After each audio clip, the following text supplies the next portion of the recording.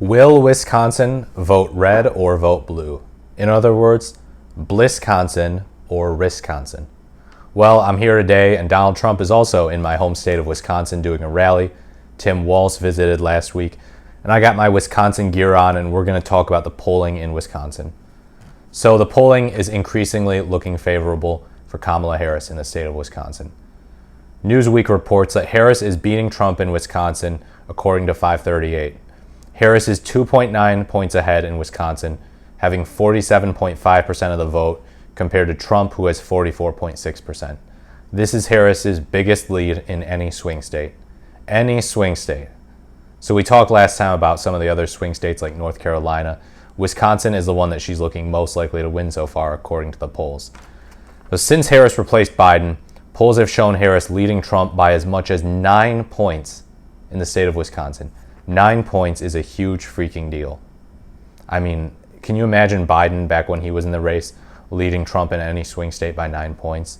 It was unheard of. Trump was clobbering him. The sad reality of it is that struggling to put together a complete sentence damages you in the polls. It causes your voters to lose faith in you, and you get decreased turnout. And in fact, Real Clear Politics showed that on July 21st, when Biden dropped out, Trump was 3.3 points ahead in Wisconsin. Now recall, Biden beat Donald Trump in Wisconsin in 2020.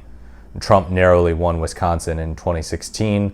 Hillary Clinton committed what arguably was political malpractice by not really campaigning in the Midwest, including Wisconsin, around election season. And as a result, she forfeited it to Trump, basically.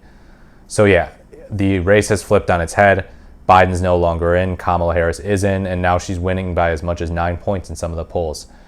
Now, some recent polls have shown, however, that the candidates were tied in Wisconsin, while others even showed that Trump was leading. So we still got a race on our hands. Wisconsin could easily go red. We could easily get Risconsin.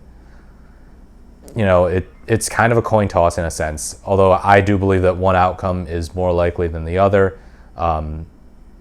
It's not a guarantee that the Democrats win Wisconsin again. And the Midwest is arguably one of the most volatile areas in the country. Now, for example, a poll by Trafalgar Group between August 25th and August 30th showed Donald Trump ahead by 1 point in Wisconsin. Now, obviously, that is insanely close, 1 point, but still, it's like, hey, there's still material out there showing that Trump could win Wisconsin, even with Biden no longer being the nominee. Another concern, of course, is that, well, are these polls not taking into account some of the secret Trump voters, the people who don't want to admit to pollsters that they plan on voting for Trump, or at least they're very sympathetic to that idea?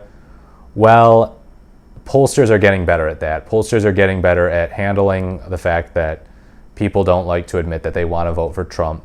And as a result, they're generally becoming more accurate. They're generally looking more favorable to Democrats and doing so with accuracy. So, for example, Cliff Young, the president of Ipsos polling, said, quote, "Many pollsters today are using past vote history to correct for the Trump undercount." So it's like, yeah, back in 2016, we didn't know that so many people would secretly be voting for Trump. But now that we've had 2 presidential election cycles with the guy as a Republican nominee, it's like, hey, we've gotten used to it. It's not, politically correct or popular to say, I'm going to vote for Donald Trump, but a lot of people will go out there and do it. So yeah, don't worry too much about the polls being inaccurate. They could be, but I think there's less cause for concern this time. So my ultimate prediction is that Kamala Harris will win the state of Wisconsin, just as Joe Biden won it in 2020. Trump will not take back Wisconsin. We talked last time about North Carolina and the possibility of it going blue, and I was honest with you and said, I don't think that Harris is going to win North Carolina. I think even if she's got a better shot than any Democratic nominee has since 2008, I think Trump is still going to win it. I still think that it leans pretty heavily red, even if it can be fairly considered a swing state now. So this is the good news for the Harris supporters.